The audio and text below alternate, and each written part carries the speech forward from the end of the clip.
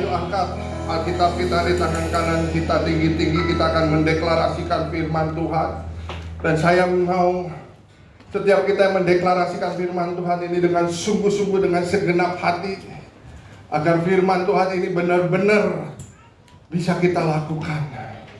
Yang mau sama-sama katakan amin. Dalam hitungan ketiga, yuk kita deklarasikan 2, 3. Aku percaya firman-Mu berkuasa. Aku percaya firman-Mu dapat berubah seluruh hidupku. Aku percaya firman-Mu ini adalah Tuhan sendiri. Aku siap untuk menerimanya dan melakukannya. Dalam nama Yesus, haleluya, amin. Shalom Bapak Ibu Saudara, silakan duduk. Shalom. Shalom. Nah, puji Tuhan ya, kita masih bisa beribadah di tempat ini. Kita bisa ada dalam hadirat Tuhan ya. Saya akan menyampaikan kebenaran firman Tuhan ya. Tapi sebelumnya, pada suatu pagi saat teduh, saya diingatkan bahwa siapapun yang berdiri di tempat ini, siapapun yang menyampaikan firman Tuhan, berkhotbah, itu tidak bisa mengubah siapapun juga. Karena hanya firman Tuhan yang dapat mengubah seluruh hidup kita. Seperti apa yang tadi kita deklarasikan, maka saya tuh mengajak Bapak Ibu Saudara kalau mendeklarasikan firman Tuhan itu benar-benar sungguh-sungguh. Benar-benar dari hati yang terdalam, dan kita juga berjanji mau melakukan firman Tuhan ini, karena firman Tuhan yang dapat mengubah seluruh hidup kita. Bukan pendeta, bukan yang berkhotbah di tempat ini. Buktinya apa? Bahwa hamba Tuhan yang berdiri di tempat ini tidak bisa mengubah. Saya mau kasih tahu ya, coba siapa yang masih ingat khotbahnya minggu kemarin Pak Victor? Ada yang masih ingat? Ada yang angkat tangan? Jangan gagal Ya. di jalan. Makanya siapapun yang berkhotbah di sini ya, tidak bisa mengubah setiap kita yang mendengarkan kepada firman, kecuali kita mau terus-menerus setiap hari membaca firman Tuhan dan merenungkannya lalu melakukannya. Karena firman Tuhan ini yang akan membasuh hati dan pikiran kita sedikit demi sedikit, lalu kita mengalami suatu perubahan. Amin. Ya. Ini bukti bahwa mungkin pada saat keluar dari tempat ini kita sudah nggak tahu lagi apa ya firman Tuhan yang disampaikan oleh hamba Tuhan yang menyampaikan di hari Minggu ini. Ya, kita udah lupa bagaimana kita bisa berubah kalau apa yang diajarkan atau apa yang disampaikan oleh firman Tuhan di hamba Tuhan yang menyampaikannya ini kita sudah nggak ingat. Ya, tapi kalau setiap hari kita membaca firman Tuhan, kita pasti diingatkan oleh Roh Kudus. Kita diingatkan terus-menerus, dan itulah yang akan membuat perubahan di dalam kehidupan kita. Padahal kemarin ini sangat powerful ya, apa yang diajarkan oleh Pak Victor ya, tentang berjaga-jaga dan berdoa. Karena kita ini masuk di masa-masa yang sulit saat ini ya. Dengan kenaikan minyak, otomatis semua harga itu melambung naik. Sementara penghasilan itu tidak ikut melambung naik ya. Jadi kehidupan kita akan semakin sulit. Makanya di dalam Yohanes 15 ayat yang kelima, akulah pokok anggur dan kamulah ranting-rantingnya. Tuhan mau setiap kita melekat kepada pokok anggur. Karena di luar Tuhan kita tidak bisa berbuat apa-apa. Amin. Di masa sulit ini, di masa sukar ini, di masa dimana kita hadapi suatu dunia yang tidak baik-baik saja, kalau kita di luar Tuhan, bagaimana jadinya? Oleh karena itu saya berdoa, setiap jemaat Tuhan yang ada di tempat ini, kita selalu melekat kepada Tuhan sendiri. Kita selalu melekat kepada pokok anggur. Dan kalau kita melekat, maka semua apa yang ada pada Tuhan itu tertransfer kepada setiap kita. Kasihnya, kebaikannya, dan tentu juga pasti berkat-berkatnya yang kita bisa terima kalau kita melekat kepada Tuhan. Apa yang ada pada Tuhan, Tuhan pasti berikan kepada setiap kita. Amin. Ya. Sekali lagi, ya, bagaimana caranya kalau kita harus melekat kepada Tuhan? Ya. Tadi di doa aja kita diingatkan, hidup kita harus kudus. Karena kalau kita berdosa, artinya kita tidak bisa terhubung dengan Tuhan. Makanya kemarin juga Pak Victor mengatakan, yang Tuhan Yesus sedihkan pada saat mau disalib, bukan tentang kematiannya, bukan tentang penyalibannya, bukan tentang penderitaannya, bukan tentang penganiayaannya, bukan Tuhan Yesus terhina atau dihina oleh orang-orang. Yang membuat Tuhan Yesus sedih yaitu pada saat dosa-dosa kita harus ditanggung oleh Tuhan, harus masuk ke dalam diri Tuhan, sehingga Tuhan Yesus menjadi orang yang berdosa, menjadi orang yang terkutuk, dan disitulah Tuhan Yesus harus terpisah dari Bapa, terlepas hubungannya dengan Bapa. Itu yang membuat Tuhan Yesus sedih. Masih ingat ya khotbah kemarin yang Pak Victor katakan seperti itu.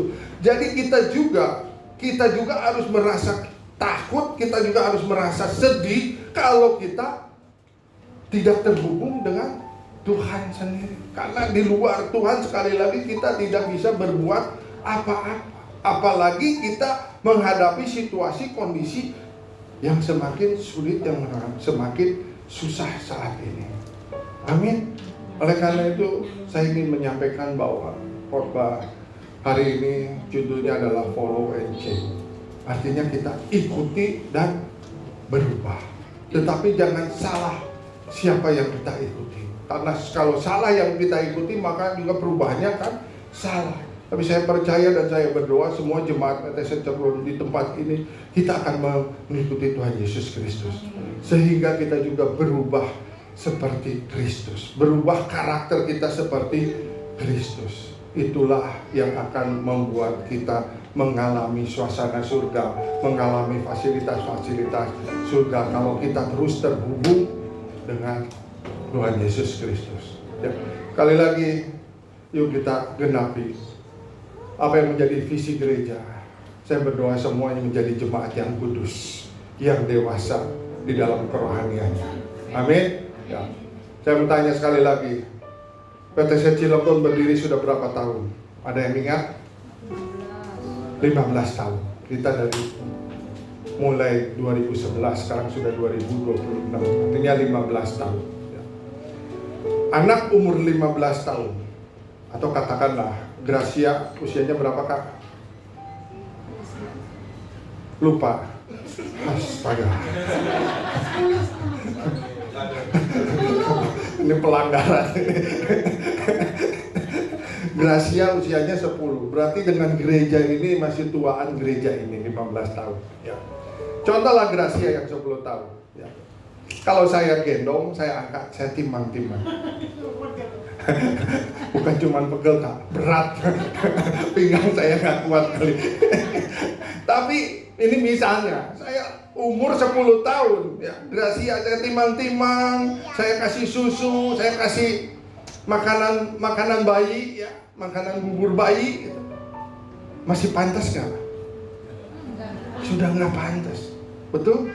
Udah nggak pantas. Dan mungkin Gracia juga nggak nyaman. Kalau saya gendong-gendong, saya timang-timang, itu udah nggak nyaman. Karena dia sudah merasa besar. Apalagi gereja ini sudah 15 tahun, artinya saudara sudah menjadi anak-anak yang usianya 15 tahun. Harusnya sudah mau makan makanan yang keras. Tidak mau lagi makanan-makanan yang lembek. Kita ini sudah ada di penghujung akhir zaman.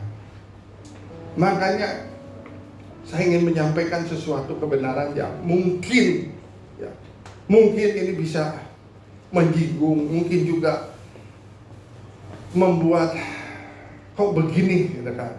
Tetapi saya melihat bahwa inilah isi hati Tuhan. Inilah apa yang Tuhan pikirkan.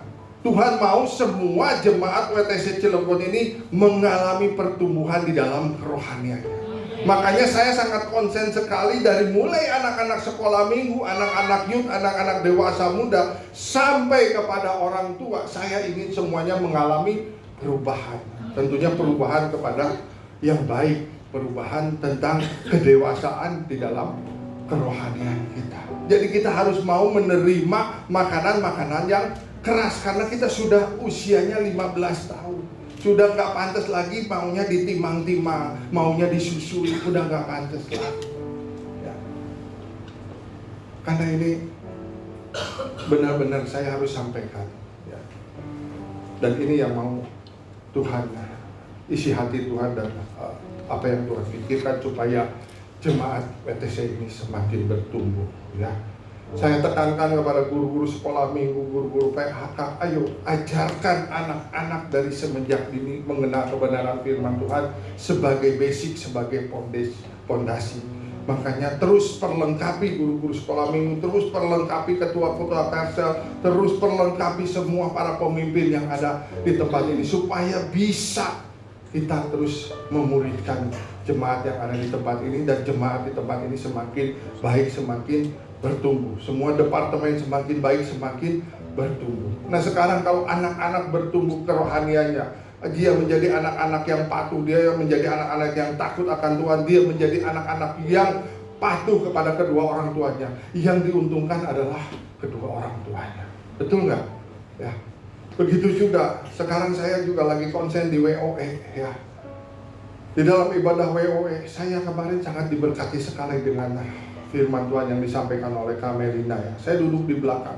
Walaupun saya bukan emak-emak, tapi saya merasa terberkati dengan kebenaran firman Tuhan ya. Amin. Siapa kemarin yang datang di WOE? Boleh angkat tangan. Ya, masih belum semuanya. Ayo ibu-ibu, tadi sudah diumumkan bahwa bulan ini tanggal 20 akan ada WOE ya. Yang mengajar, yang memuridkan adalah ketua WOE dari pusat, juga gembala cabang dari Majak, Ibu Eva ya. Tentunya kita juga pasti diberkati ya. Kalau ibu-ibu sekarang berubah ya, menjadi penolong di dalam keluarga, menjadi tiang doa, bisa membawa suami, bisa membawa anak-anak lebih lagi takut akan Tuhan, siapa yang diuntungkan? Tentu keluarga ya. Oleh karena itu yuk bapak-bapak dorong istri-istrinya untuk bisa ikut diperlengkapi di dalam WOE ini ya, supaya kita lebih mengenal lagi kebenaran firman Tuhan. Kalau kita mengenal kebenaran firman Tuhan, maka kita benar-benar bisa mengerti apa yang Tuhan mau, apa yang Tuhan pikirkan ya. Isi hati Tuhannya itu apa, dan kita akan mengerjakan, melakukan apa yang Tuhan mau, bukan apa yang kita mau ya. Ayo ibu-ibu sekali lagi yuk datang di WOE. Persiapkan hati kita, mau diajar, mau dimuridkan, mau diperlengkapi ya. Karena kita udah usianya 15 tahun, ayo mulai mengajak kepada kedewasaan di dalam kerohanian. Jangan lagi ada yang sakit hati, jangan ada lagi yang kecewa, jangan ada lagi yang marah-marah ya. Kesinggung sedikit nggak mau gereja-gerejaan, sampai berbulan-bulan nggak mau gereja, nggak mau ibadah ya. Ini kan merugikan diri kita sendiri. Sementara Tuhan mau kita ini selalu melekat kepada Tuhan. Tuhan rindu supaya kita ini selalu dekat kepada Tuhan. Karena Tuhan sendiri yang tahu masa depan kita. Tuhan sendiri yang mau menyampaikan apa-apanya kepada setiap kita. Amin. Kok jadi sepi begini? Amin. Amin. Ya, saudara mengerti, saudara paham ya. Jadi kerinduan saya benar-benar ingin supaya semua jemaat jemaat GBWTC Cilegon ini terus bertumbuh di dalam kerohaniannya. Ya. Kalau saya menegur, kalau saya ya istilahnya mengingatkan, saya tidak punya motivasi karena saya benci, karena saya punya ini pribadi, sentimen pribadi, enggak. Tetapi kita ingin semuanya supaya mengenal Tuhan lebih lagi. Karena kita benar-benar kita ini udah hidup di penghujung akhir zaman. Saya berkali-kali berkata, ayo kita bertobat lebih lagi sungguh-sungguh. Kita beribadah lebih lagi sungguh-sungguh. Kita menghormati hadirat Tuhan ini lebih sungguh-sungguh lagi di dalam ibadah ini. Ya. Ayo kita fokus kepada kebenaran firman Tuhan. Amin. Ya, semuanya mengerti, semuanya paham? Kalau paham, ayo saya akan doa berkat aja langsung pulang. Enggak ya, kita akan masuk di dalam kebenaran firman Tuhan ya. Oke, yuk kita baca firman Tuhan di dalam Ini udah firman Tuhannya udah ada di depan, 2 Korintus 5 ayat yang ke-17. Yuk kita baca sama-sama, 2, 3. Jadi siapa yang ada di dalam Kristus, ia adalah ciptaan baru, yang lama sudah berlalu, sesungguhnya yang baru sudah datang. Jadi siapa yang ada di dalam Kristus, ia adalah ciptaan baru. Saudara dan saya adalah ciptaan baru. Oleh karena itu, masa lalu kita atau manusia lama kita harus kita tinggalkan, ya. Harus sudah berlalu. Jangan lagi kita menengok ke belakang, ya. Karena yang Tuhan lihat itu bukan masa lalu kita. Yang Tuhan lihat itu saat ini masa depan kita, ya. Mungkin background kita dulu kelam, mungkin background kita dulu sangat-sangat tidak baik, tetapi itu Tuhan tidak lihat. Yang Tuhan lihat saat ini. Karena sekali lagi saya katakan bahwa berkat yang terbesar yang akan Tuhan berikan kepada setiap kita bukan cuma mujizat, oh dari miskin menjadi kaya, oh dari sakit parah menjadi sembuh, tetapi berkat yang terbesar yang Tuhan mau itu adalah setiap kita mengalami perubahan. Makanya pola Tuhan dari zaman perjanjian lama, perjanjian baru sampai saat ini, polanya selalu melalui proses. Kenapa harus diproses? Supaya kita bisa diperbaharui, kita bisa menjadi manusia-manusia yang baru. Karena di dalam Kristus kita ini adalah ciptaan yang baru. Makanya pada saat kita juga dibaptis, kita ditenggelamkan, itu kita menguburkan manusia lama kita yang penuh dengan dosa, penuh dengan kemiskinan, penuh dengan kutuk, dan kita dibangkitkan bersama-sama dengan Kristus menjadi manusia yang baru, yang benar-benar memiliki hati dan pikiran yang baru seperti Kristus. Oleh karena itu, yuk kita berubah. Kita sama-sama bertobat, kita sama. Bukan berarti saya sudah menyampaikan ini, bukan berarti saya juga sudah sempurna, tidak. Saya juga harus terus setiap hari mau diperbaharui oleh Tuhan. Amin. Karena mengikuti Kristus berarti kita mengalami perubahan hidup, ya. Dan apa yang dikatakan dengan true following? True following yaitu mengikuti yang sejati atau mengikuti yang benar, ya. Mengikuti Yesus dengan sungguh-sungguh, bukan sekedar ikut-ikutan. Jangan ada yang mengikut Kristus karena pacarnya ke gereja, jadi kita ke gereja, ya. Karena sesuatu, ya, lalu kita pergi ke gereja, ya.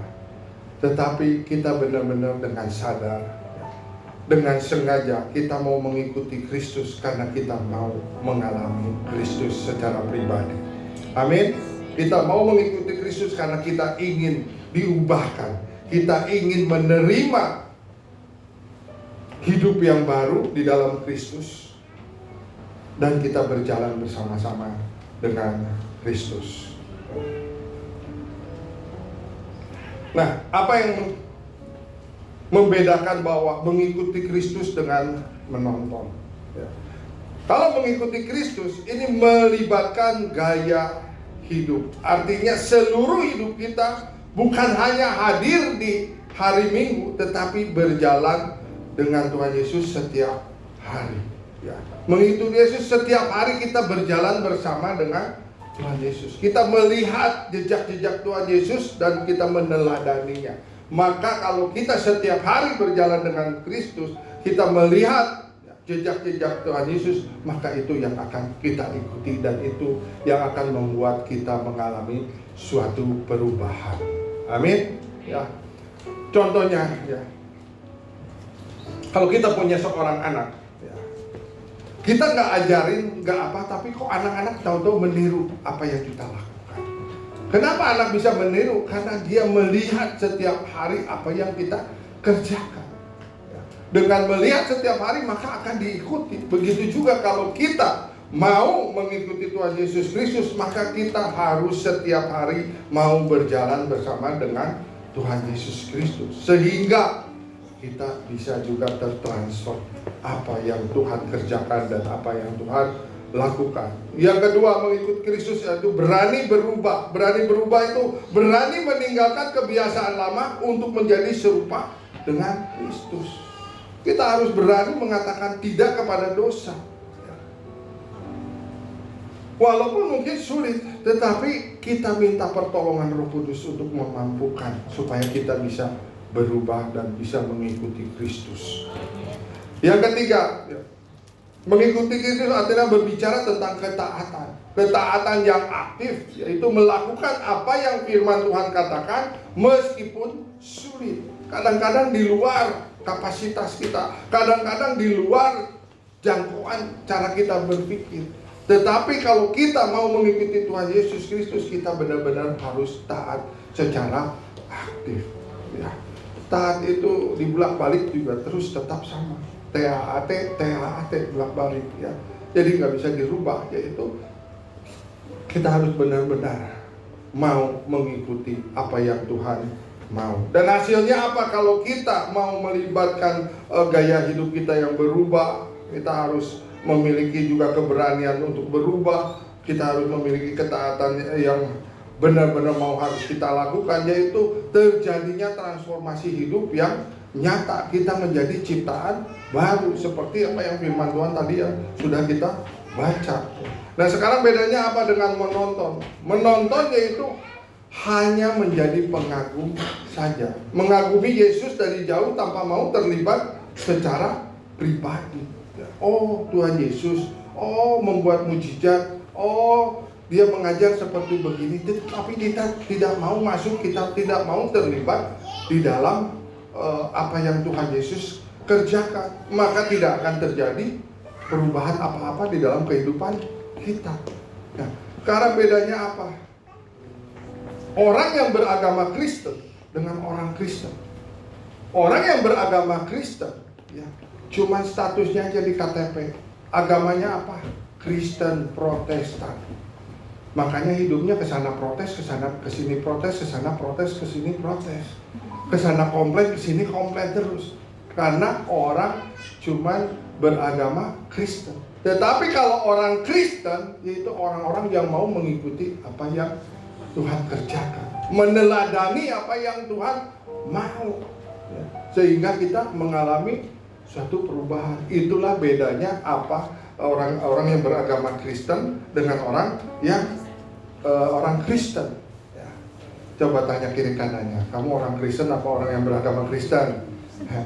Saya berdoa di tempat ini semuanya kita adalah orang-orang Kristen. Amin. Mau mengikuti Tuhan dan mau diubahkan oleh Tuhan. Kalau menonton ya tetap sama gitu. Datang ke gereja secara rutin, tapi karakter gaya hidup tidak pernah berubah. Ya. Saya ingat sekali dengan keras Debbie Basir mengatakan kalau kita menjadi orang Kristen tidak mengalami perubahan, itu sia-sia saja. Kita buang-buang waktu datang ke gereja. Ya. Mungkin juga kita buang-buang waktu melayani Tuhan, tetapi kita tidak mengalami perubahan. Yang Tuhan mau itu benar-benar sekali lagi ya, berkat yang terbesarnya itu kita mengikuti Yesus, kita mengalami suatu perubahan di dalam karakter kita, di dalam cara berpikir kita, di dalam cara pandang kita, di dalam cara berbicara kita ya. Kita mau ya, supaya ada perubahan. Karena kalau kita cuma menonton saja tetap sama. Dulu, sekarang, sampai saat ini, kata Pak Wiri, udah sampai selama-lamanya. Setelah saat ini bertobat, lalu kita mengalami perubahan. Jangan sampai selama-lamanya. Kalau sampai selama-lamanya nggak ada perubahan sampai Tuhan Yesus datang ya. Oke ya, kita semua harus mau berubah ya, jangan tetap sama ya. Terus kalau menonton hanya menjadi pendengar saja ya. Hafal ayat dan khotbah tapi tidak mempraktikkan dalam kehidupan, artinya kita tahu ayat firman Tuhan ini, tetapi kita tidak menjadi pelaku firman. Firman Tuhan katakan, tetapi hendaklah kamu menjadi pelaku firman. Sebab jika tidak demikian, kamu hanya menipu diri sendiri. Artinya kalau kita tidak menjadi pelaku firman, kita cuma bohongin diri kita sendiri. Orang Kristen, tapi tidak ada yang bisa dilihat oleh orang-orang yang belum mengenal Tuhan ya. Nggak ada bedanya dengan orang-orang dunia ya. Hidup nggak benar ya nggak benar, buat dosa ya buat dosa ya. Jadi kalau kita tidak melakukan firman Tuhan, kita cuma menipu diri sendiri. Dan hasilnya apa kalau kita sebagai penonton saja? Ya kehidupan yang stagnan dan kosong, tidak ada perubahan sama sekali. Ya, ini bedanya mengikuti Tuhan dengan menjadi penonton saja. Nah, dasar dari perubahannya apa? Yuk baca sekali lagi Galatia 2 ayat 20a, sama-sama 2, 3. Namun tetapi bukan lagi aku sendiri yang hidup, melainkan Kristus yang hidup di dalam aku. Ini dasar perubahan kalau kita mau mengikuti Yesus, ya. Kita hidup bukan lagi aku sendiri. Artinya kita harus tanggalkan segala ego kita, tanggalkan segala manusia duniawi kita, dan kita hidup mengikuti Kristus, dan Kristus yang hidup di dalam kita itu yang memimpin kehidupan setiap kita. Yang mau katakan amin. Nah, apa syarat-syarat dari perubahan ini? Yaitu syarat perubahan adalah harga sebuah komitmen bagi setiap kita yang mau menjadi pengikut Kristus. Yang pertama syarat perubahannya yaitu kita harus mau menyangkal diri. Artinya berani berkata tidak pada ego sendiri, berani berkata tidak kepada teman-teman yang karib, yang sohib, yang besti, yang suka mengajak kita kepada hal-hal yang gak benar. Katakan maaf, tidak lagi, karena kita mau menyangkal diri, ya. Kita berani mengatakan tidak kepada kehidupan duniawi, ya. Berbalik 180 derajat, kita mau menyangkal diri. Yang kedua syarat perubahan yaitu kita harus mau memikul salib. Artinya kita harus berkomitmen yang siap menanggung resiko, ya. Ini harga pikul salib, ya. Saya ingin bersaksi sedikit, mungkin belum pernah saya saksikan di tempat ini, ya. Pada saat saya lahir baru, ya sama seperti kata Pak Victor, kalau kita punya cinta yang mula-mula itu, ya ibadah jam 7, mungkin setengah 7 kita udah datang, kadang jam 6 sudah datang. Doa pir yang jam 7 kita jam 6 sudah datang. Sama, saya juga dulu melakukan seperti itu, ya. Karena kita memiliki kasih yang mula-mula, kita baru lahir baru. Saya ikuti, saya melayani Tuhan sungguh-sungguh, sampai doa sungguh-sungguh, ikuti doa ini, doa itu, ikuti juga seminar ini seperti itu. Karena saya juga baru lahir baru dan memiliki cinta yang mula-mula kepada Tuhan. Berjalan 2-3 tahun saya seperti begitu. Tapi satu ketika saya ada di rumah bersama keluarga dan anak saya juga masih kecil waktu itu. Tiba-tiba Tuhan izinkan ada perampok masuk ke rumah, ya. Sebetulnya saya juga gak enak untuk menceritakan masa lalu ini, ya, tetapi saya ingin menyaksikan.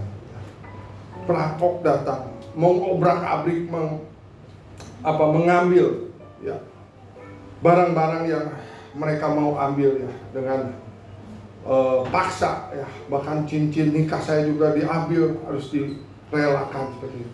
Lalu saya bertanya, Tuhan, saya sudah lahir baru, saya sudah mengikuti Tuhan. Kenapa Tuhan, kok setelah saya mengikuti Tuhan sungguh-sungguh, kok bisa terjadi seperti begini? Padahal dulu waktu saya belum ikut Tuhan, saya masih di jalanan seperti begitu. Jangankan dirampok, saya bilang, saya dicopet pun belum pernah, ya, ditodong pun saya belum pernah. Padahal hidup saya di Bandung, di Jakarta, baik siang, malam maupun subuh saya keluyuran sendiri, belum pernah dicolek sama penjahat seperti begitu untuk ditodong atau dicopet. Tetapi kenapa kok pada saat saya mengikuti Tuhan kok terjadi seperti begini? Ada istri, ada anak saya yang masih kecil.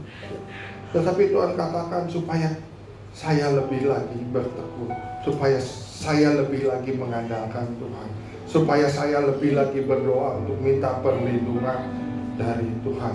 Nah, ini pikul salib, kita berkomitmen walaupun apa yang terjadi kepada setiap kita, kita berani menanggung risiko ini, dan kita berani mengatakan sekali Yesus tetap Yesus selama-lamanya.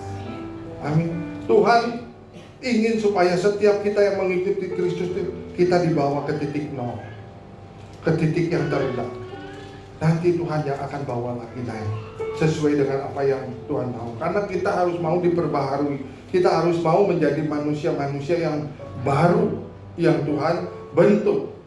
Nah, syarat yang perubahan yang ketiga dalam mengikuti Kristus yaitu ikut Yesus melangkah sesuai jejaknya setiap hari. Seperti tadi yang katakan, kalau kita melihat jejak Tuhan Yesus setiap hari, maka karakter Kristus itu juga secara otomatis akan tertransfer kepada setiap kita yang mengikuti Tuhan Yesus Kristus. Nah, ada 5 aspek di sini, ya.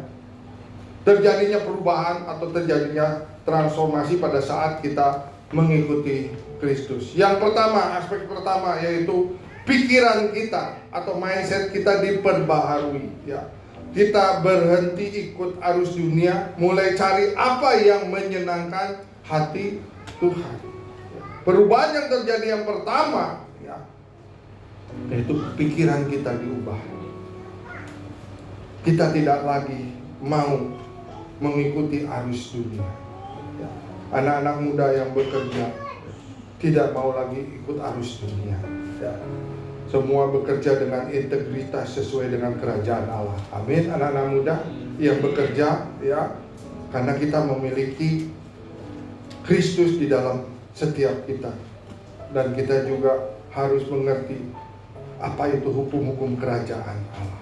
Apa yang harus kita lakukan dan harus kita perbuat itu semuanya selaras dengan apa yang Tuhan mau. Ya, jadi kita harus berhenti ikut arus dunia. Kalau dunia katakan, ya nggak apa-apa, dosa-dosa sedikit nggak apa-apa.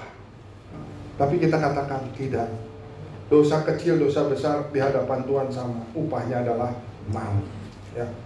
Ubah cara berpikir kita. Ya. Karena kita mau mengikuti Kristus dengan sungguh-sungguh. Di dalam Roma 12 ayat 2 dikatakan, bersukacitalah dalam pengharapan, sabarlah dalam kesesakan, dan bertekunlah dalam doa. Kalau kita nggak mampu, kita nggak kuat lagi, andalkanlah lutut kita untuk terus berdoa kepada Tuhan. Aspek yang kedua yang mau Tuhan ubahkan yaitu karakter kita. Ya. Karakter kita, atau kita diberikan hati yang baru yang mau dibentuk oleh Tuhan sehingga karakter lama kita berubah. Dulu kita punya sumbu pendek, Tuhan ubah menjadi panjang sabar. Dulu kita tidak punya kerendahan hati, kita sombong, Tuhan ubah menjadi kita orang-orang yang punya kerendahan hati. Ya. Tuhan ubah karakter kita. Ya.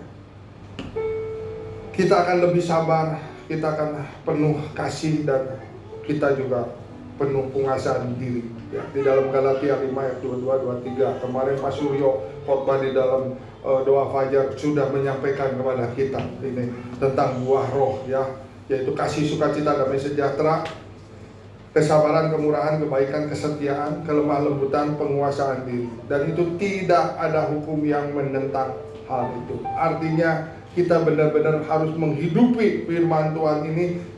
Buah roh itu harus ada pada setiap kita sehingga karakter Kristus benar-benar ada pada setiap kita. Kalau kita melihat orang yang sulit, kita penuh empati, penuh belas kasihan seperti Tuhan Yesus.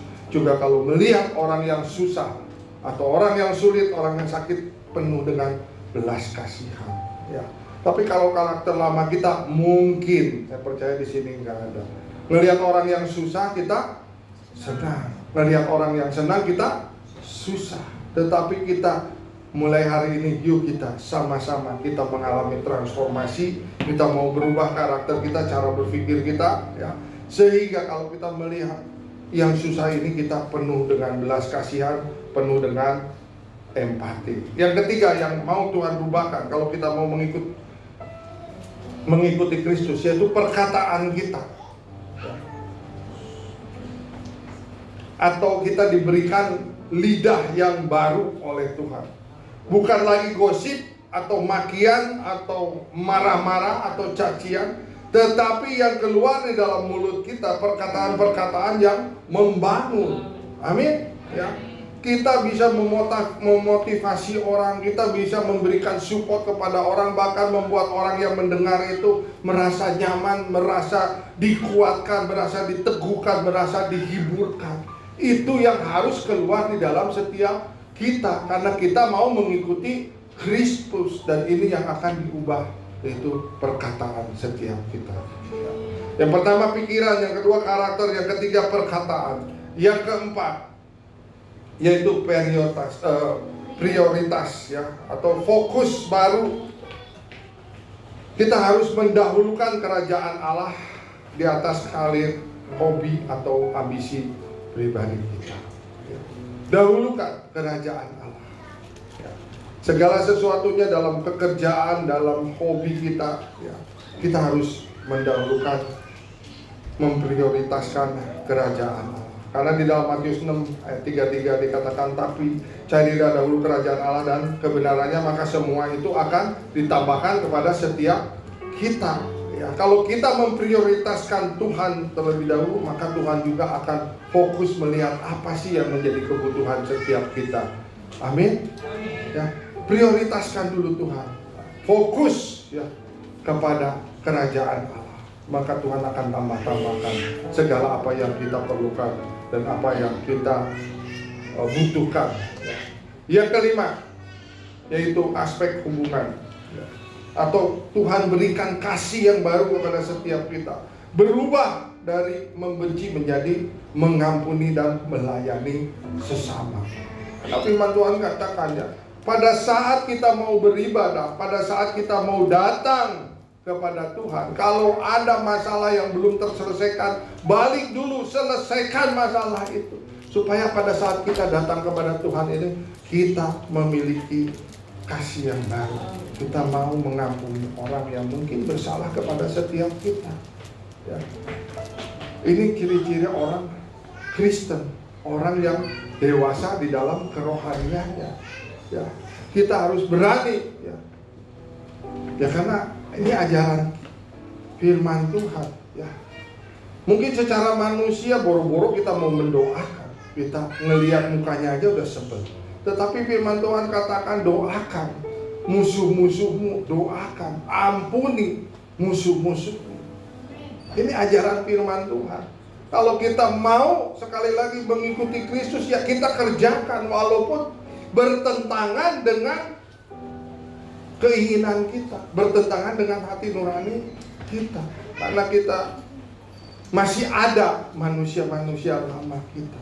Oleh karena itu yuk, kita mau berubah. Katakan kita mau berubah. Amin. Ya, mau berubah. Tentunya dengan kekuatan yang dari Tuhan. Karena kalau bukan dari kekuatan dari Tuhan, kita tidak mampu. Oleh karena itu, yuk kita melekat terus kepada Tuhan, supaya Tuhan yang memberikan kemampuan kepada kita. Nah, banyak orang ingin Yesus sebagai penyelamat, tetapi sedikit yang mau menjadikannya sebagai pemimpin. Kita cuma mau berkat-berkatnya, kita cuma mau mujizat-mujizatnya, tetapi kita tidak mau dipimpin oleh Tuhan. Suruh Tuhan hidup benar, hidup kudus, masih mikir-mikir.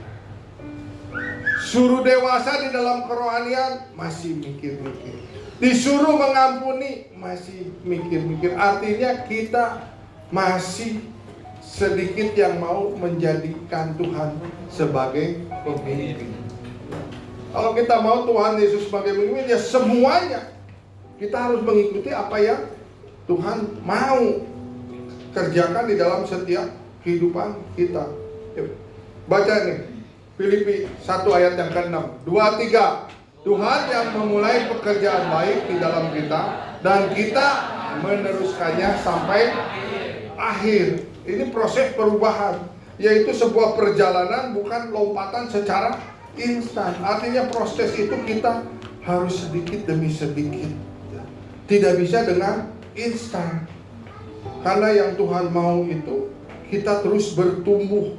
Yang namanya bertumbuh itu tidak langsung menjadi besar, tetapi ada proses. Ya, dari anak-anak menjadi youth. Makanya di sini juga ada kelasnya kan. Anak-anak sekolah minggunya ada kelasnya, dari balita, terus apa lagi Kak? Ada kecil, terus kelas besar, terus ada lagi youth, ya, ada lagi dewasa muda, ya, emak-emak, ada lagi nantinya juga pengajaran. Semua itu proses itu berjalan, bukan satu lompatan, tetapi step by step. Ya.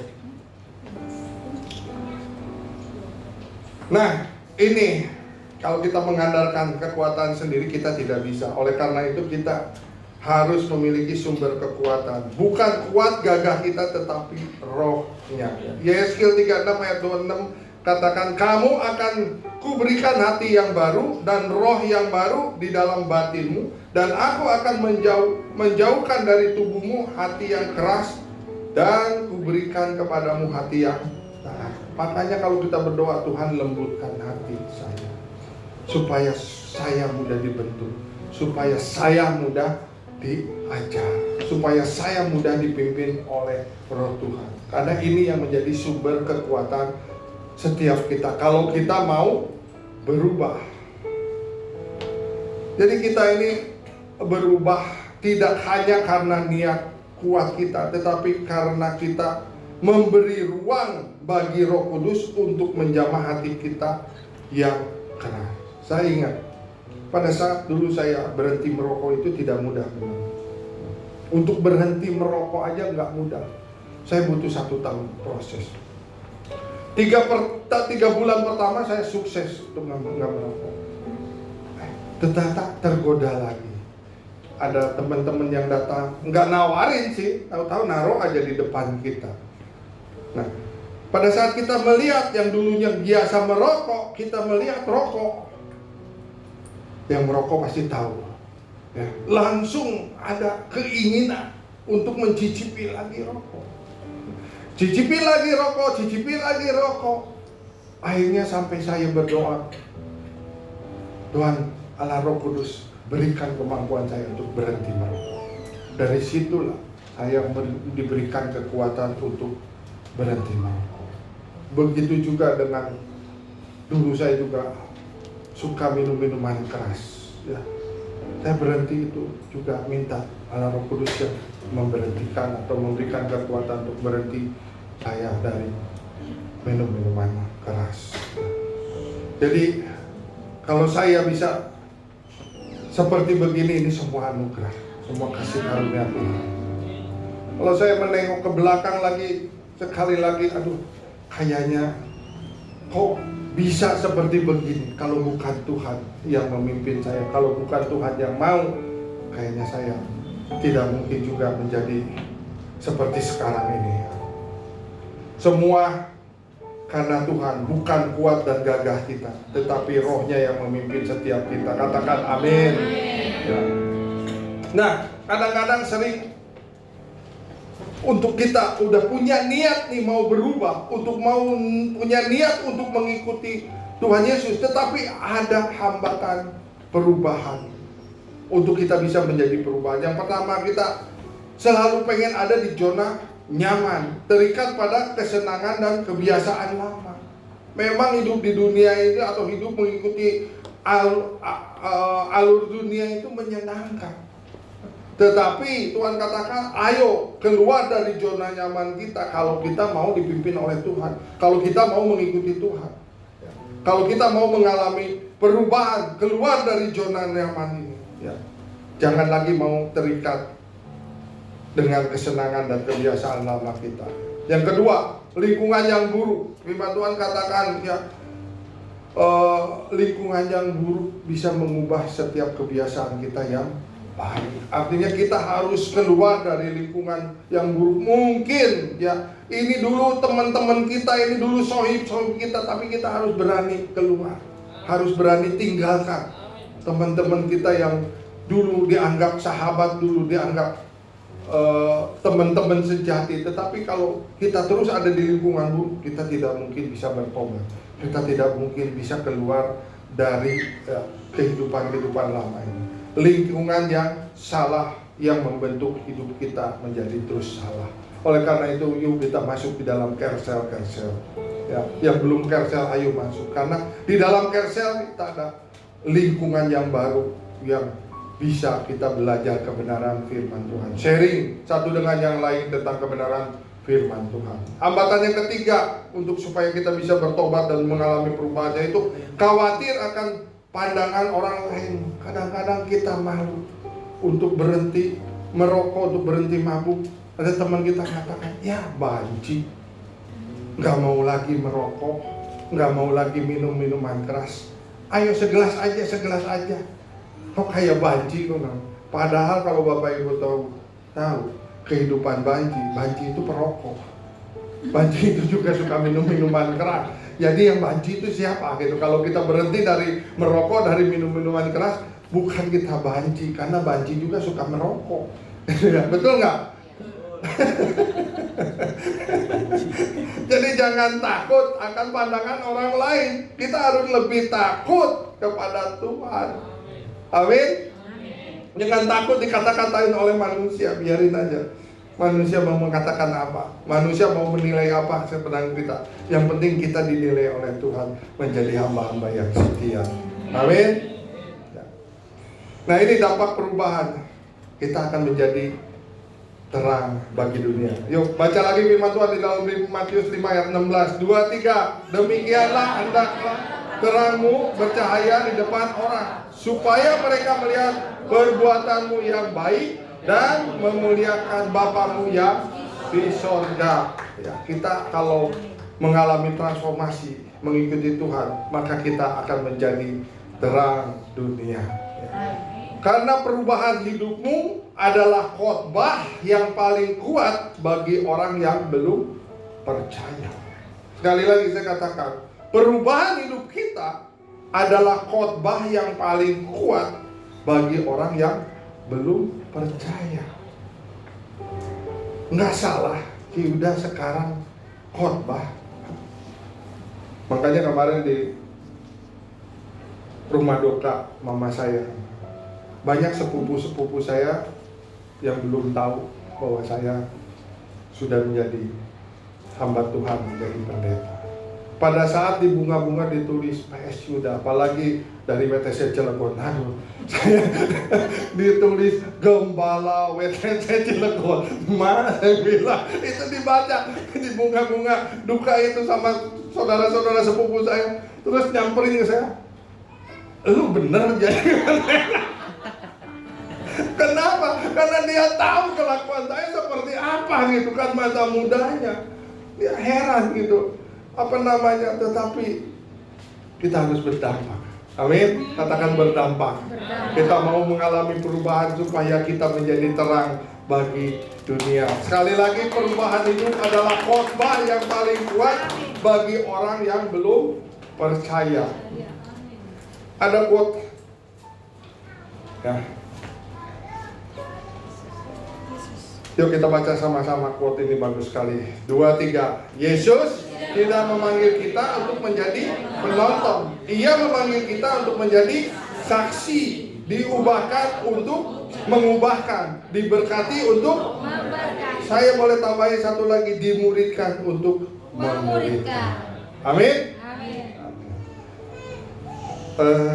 Saya undang semua WL sehingga untuk maju ke depan. Kita akan masuk di dalam perjamuan kudus. Tapi sebelumnya saya mau berdoa buat kita semua, agar apa yang sudah kita dengar ini kita bisa mengalami suatu perubahan ya. Yang mau diubahkan dan mau mengikuti Tuhan Yesus, yuk angkat tangan. Bapa, Kau melihat tangan-tangan yang sudah terangkat Tuhan. Kami mau dibentuk, kami mau diubahkan, kami mau menjadi pengikut-pengikut Yesus. Oleh karena itu Tuhan, lembutkan hati kami Tuhan, agar kami tidak mengeraskan hati untuk kami mudah mengikuti Engkau. Dan kami boleh mengalami perubahan, baik karakter, baik cara pikir kami, baik cara perkataan kami Tuhan, baik hati kami Tuhan. Semuanya diubahkan sesuai dengan yang Tuhan mau, sehingga kami boleh menyenangkan dan menyukakan hati. Lawat Tuhan jemaat-Mu yang di tempat ini, biar visi gereja ini tergenapi. Kami menjadi jemaat-jemaat yang kudus. Kami menjadi jemaat-jemaat yang dewasa, yang bertumbuh di dalam kerohanian kami. Sehingga setiap kami tidak mudah lagi Tuhan untuk marah-marah, untuk sakit hati. Karena kebenaran firman pagi hari ini Tuhan, itu yang membuat kami mengalami terobosan di dalam perubahan kehidupan kami, perubahan karakter kami. Terima kasih Tuhan Yesus Kristus, hamba-Mu sudah selesai menyampaikan isi hati-Mu. Tapi Roh Kudus terus berkarya, Roh Kudus terus bekerja atas setiap kami, menyampaikan, mengajar setiap kami, untuk kami boleh lebih lagi mengenal kebenaran firman. Terima kasih Tuhan, terpujilah ya Allah kami yang hidup.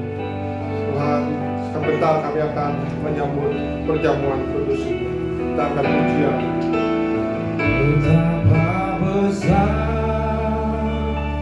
kasih pengampunanmu Tuhan, tak kau pandang hina hati yang hancur.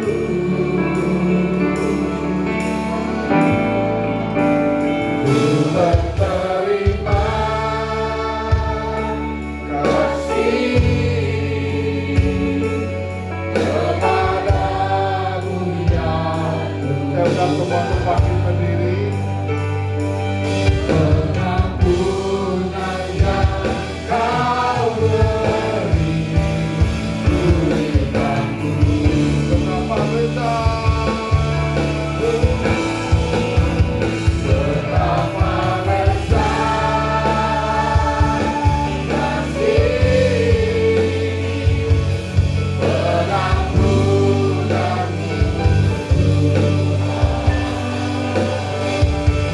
dapat pandang hina hati yang hancur.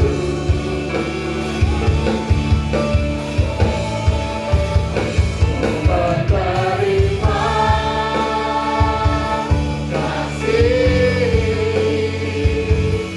kepadamu ya pengampunan yang kau beri, berikanku. pengampunan. Pengampunan yang kau beri, Pengampunan. pengampunan yang kau beri, Sekali lagi pengampunan. pengampunan yang kau beri, berikanku.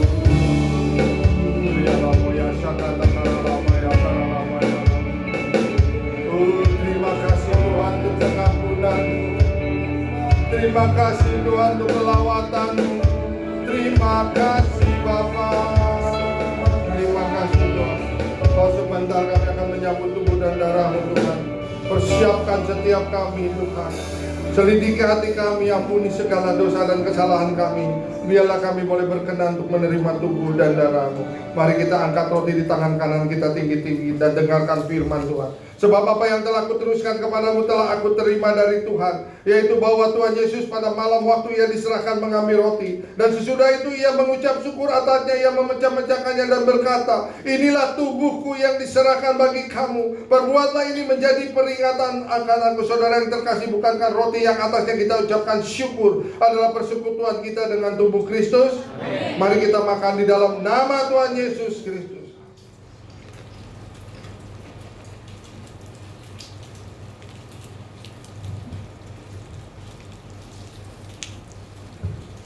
Kita angkat cawan di tangan kanan kita tinggi-tinggi. Kembali dengarkan firman Tuhan.